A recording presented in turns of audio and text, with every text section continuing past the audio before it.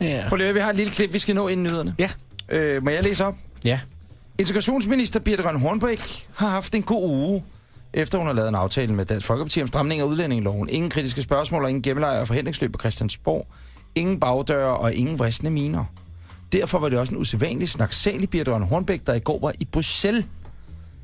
Men så skulle den regeringsfjendtlige ræverøde DR-journalist Mette Fugl naturligvis ødelægge den gode stemning, og pludselig som trold op af en æske, så dukkede den gode gamle Birthe Rønn Hornbech op igen.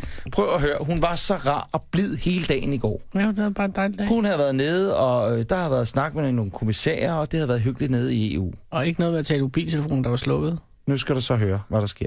Det er meget tilfredsstillende, at vi overhovedet får sat punktet på så hurtigt.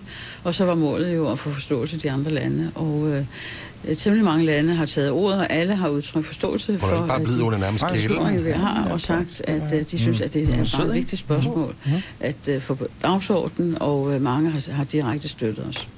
Du har mødt forståelse, men nu er te og sympati jo ikke nødvendigvis noget solidt politisk arbejdsredskab. Jamen, det her er ikke en sag, man klarer på 30 sekunder. Det er en meget indviklet sag, der skal undersøges ordentligt. Og selv der med det, så starter med at kritisere sig. Hun står imod, ikke? Ja, altså, hun har stadig glæden i sig. Nu skal jeg høre. Det vi opnået i dag, det overstiger i hvert fald mine forventninger. Er du bekymret over, at kommissionen endnu ikke har givet lyd fra sig, når det gælder forliget? Så.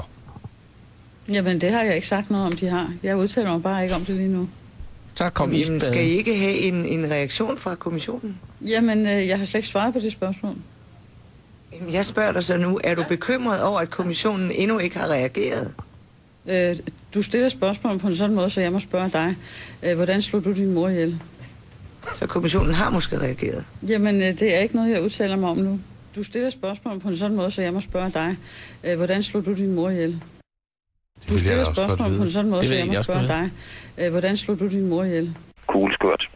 Og mami. Hvordan gjorde hun?